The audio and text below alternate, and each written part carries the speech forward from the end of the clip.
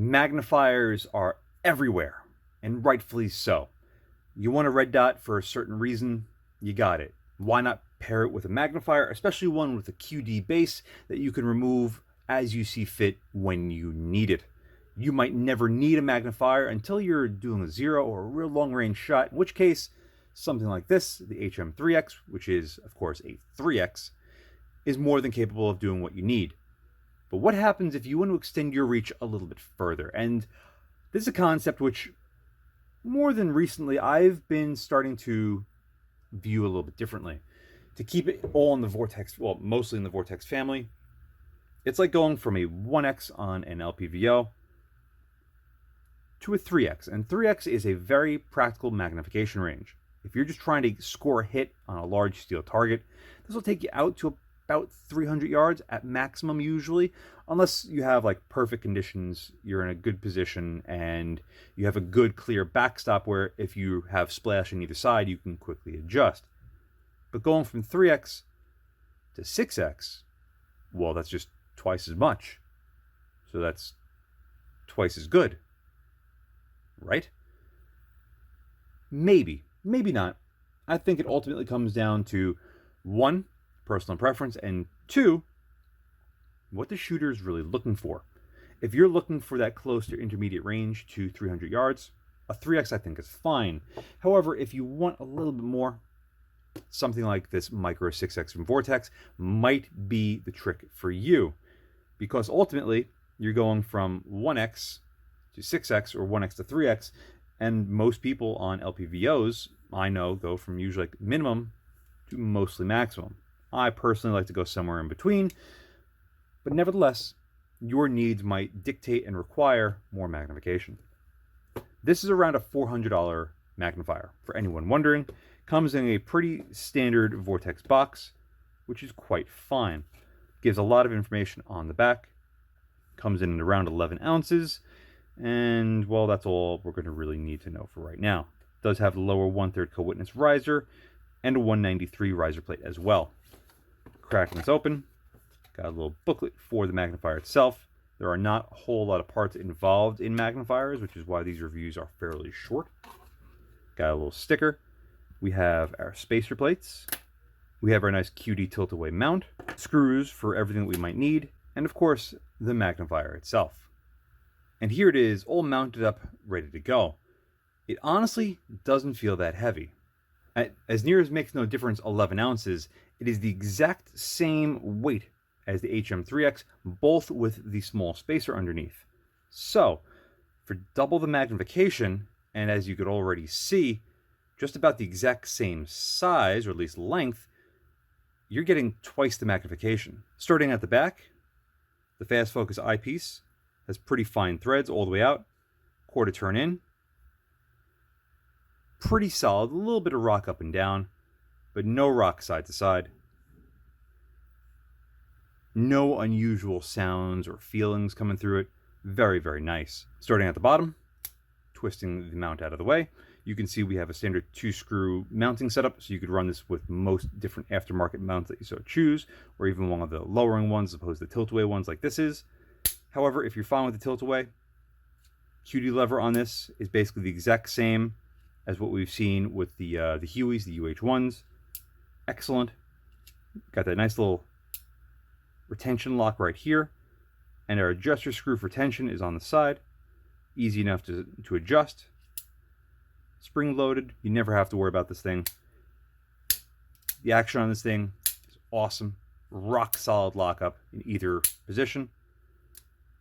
These are really, really awesome mounts for the price. $400 for all of this so far. The mount is definitely worth it. As far as if the rest of the scope is worth it, well, I believe these are made in China. The sticker has been removed by its current owner, so no surprise there. As far as our adjustments for the windage and elevation, starting with the windage first.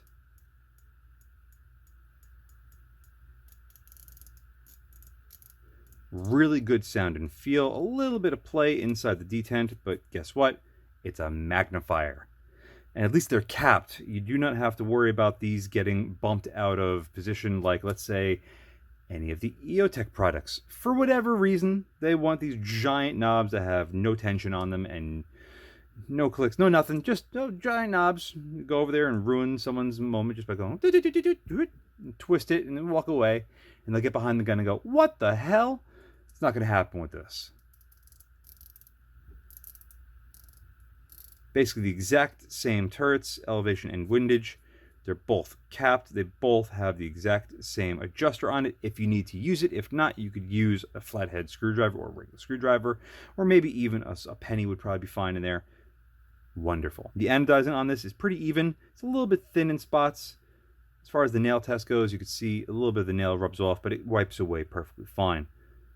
Rear eyepiece is a good size, pretty equivalent to what we've seen on most other magnifiers, but if we look at the front, that is where the magic happens.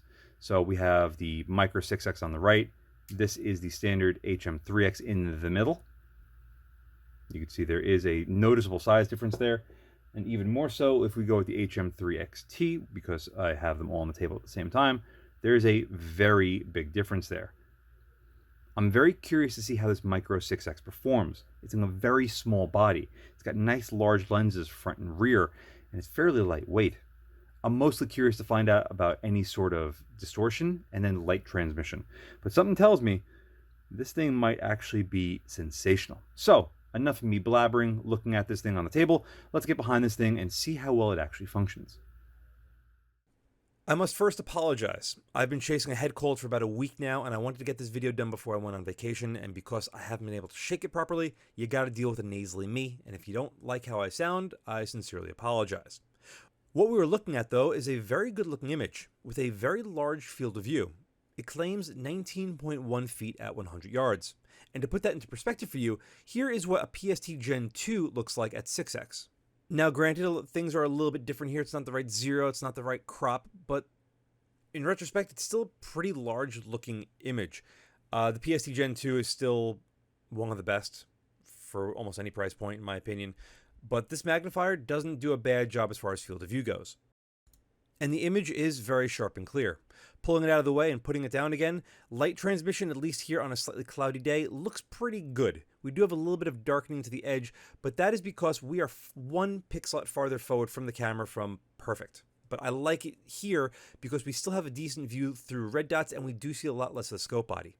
Pulling it back to where it really should be for maximum clarity and sharpness, you can see we see a lot more of the scope body, which for me is not what I prefer. I prefer as little scope body as possible, and you can find a bit of a balance with this thing when you get behind it. So what does that tell me? It tells me that the eyebox on this thing is actually pretty forgiving. You can choke up on it really close and still be able to look through it, even though you gotta be careful with the scope bite. However, when you get far away from it, it does start to creep in with the shadows pretty severely. But there's no surprise there. Putting it back to where we had it originally, you can see we still have a very good looking image. And truth be told, it's very flat when we pan across things. Putting the LP1 from Lead and Steel in front of it as our first optic of the day, you can see it magnifies the reticle very well. And the image looks very good. And that is because this is the best quality red dot that I have available. I don't have any holographic sights anymore. I am thinking about buying an Eotech, but that hasn't come to fruition yet. So this is what we have. And putting a 6x magnifier behind the LP1 produces a very usable image. But you got to think, 6x versus 1x is a pretty large gap. Hell, even 3x to 6x is a very large gap. And we got to talk about something that I don't think a lot of people really understand. When you put a magnifier behind something, you're not only magnifying the dot, you're also magnifying its imperfections. Take a look at what a 403C from Holosun looks like when you put a 6x magnifier behind it. This is truly horrible. I didn't adjust any camera settings. I didn't adjust the rear diopter on the magnifier at all. In fact, to prove that wrong, in case everyone's like, he adjusted it, I adjust it to prove you all wrong. Adjusting it, though, does provide a better looking image, but it does shift the overall eye relief. We have to move it back 1 full pixel to get a good looking view through it. And sure as shit, yes, we can get a good looking view through it. But here's the thing. The more you magnify something, the more you magnify its inherent problems. Pulling the magnifier off to the side, we still have a decent view looking through the red dot, clearly.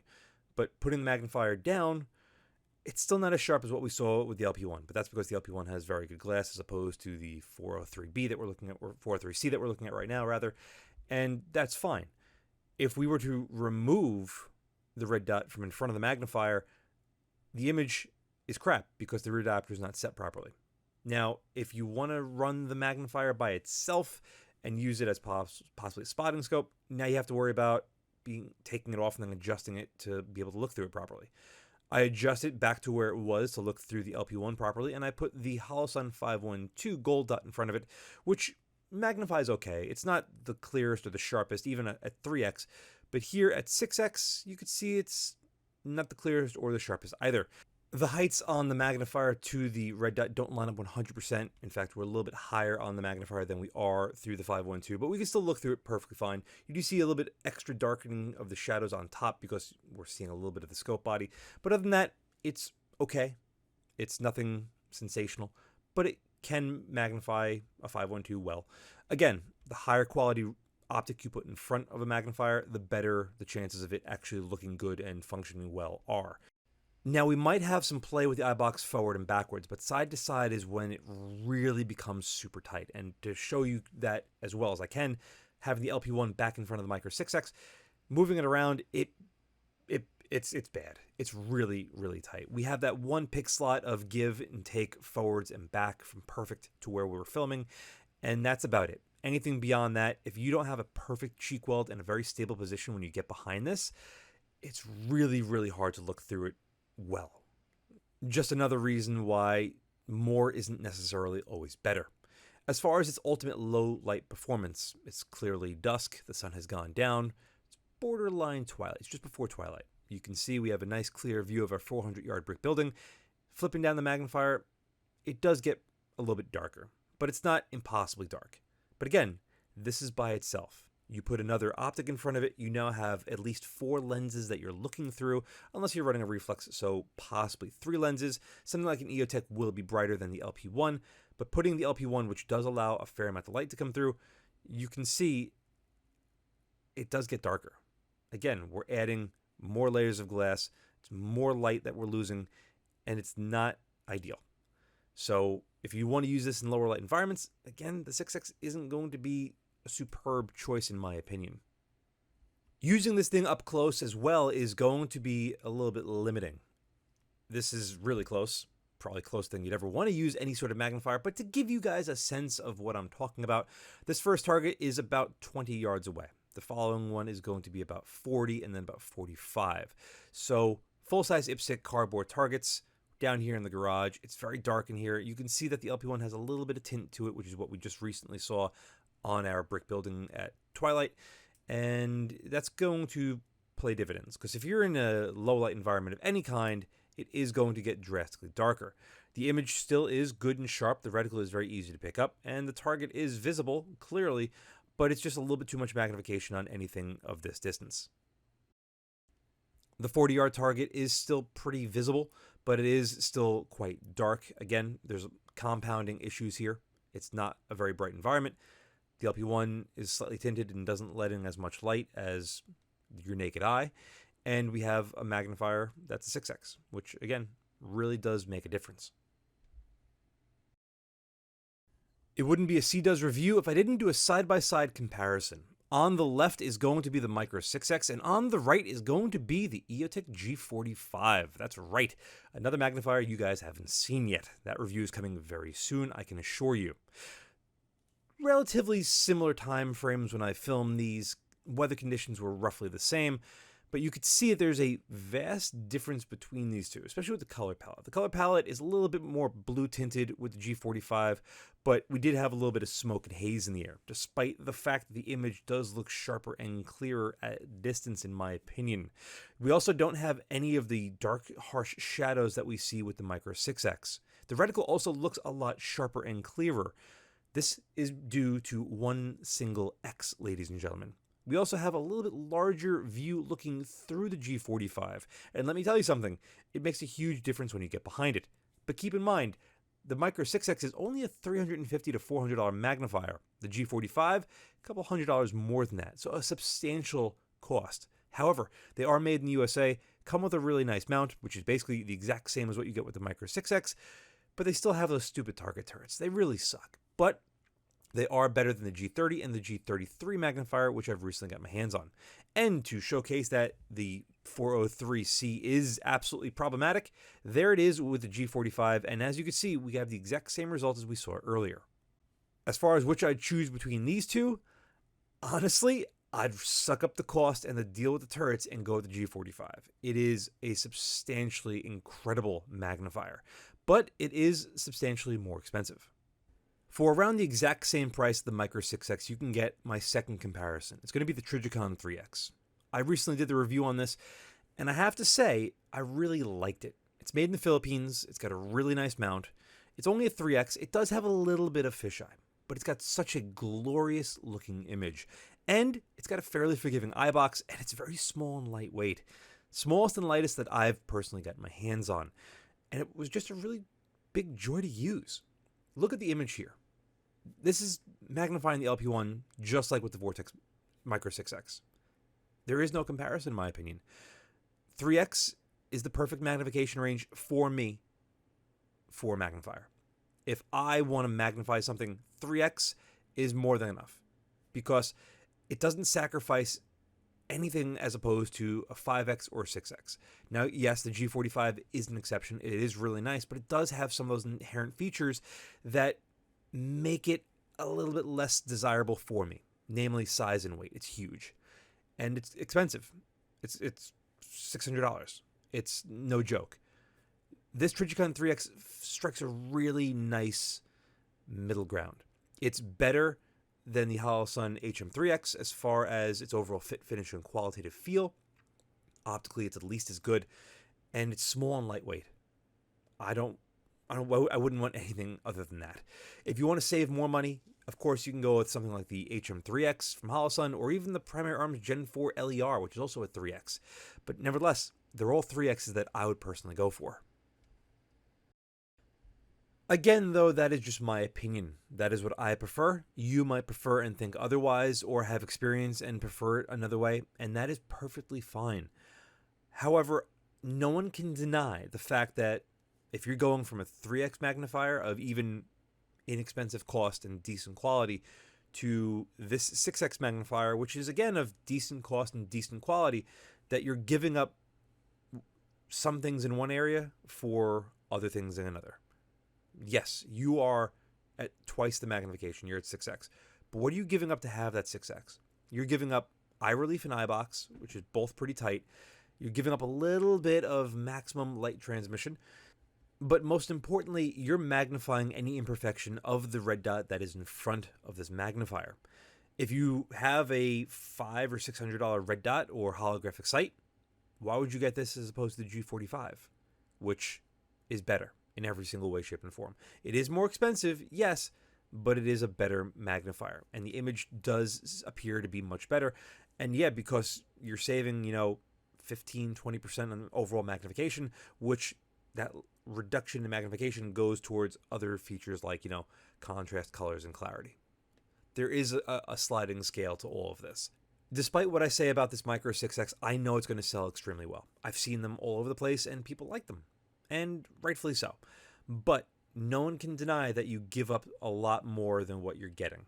Double the magnification sounds great in theory, but you're really sacrificing a lot of the overall usability, especially in a dynamic setting. If you're shooting on a square range, off of a bench, off of a bipod, prone, you're not going to really notice it as much. You're not going to be huffing and puffing. You're not going to be sweaty. You're not going to be breathing really heavy. It's just going to be whatever, and you're not even going to notice it.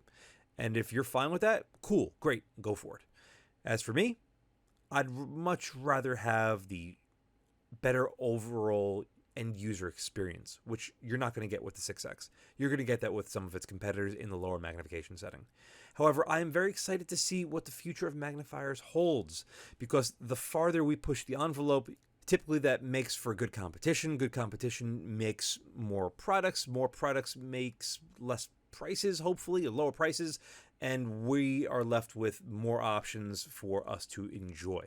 So with that, a huge thank you to the individual that sent this in. I am no longer stating who sends stuff in because there was a little bit of, I'm not going to say trouble that I got into, but someone tried making trouble for me and the individual. So I no longer say specifically who sent it in. But to that individual, thank you very much, because you allowed me to get my hands on something that I normally wouldn't purchase for myself. So with that, a huge thank you, and a huge thank you to all of you for staying tuned.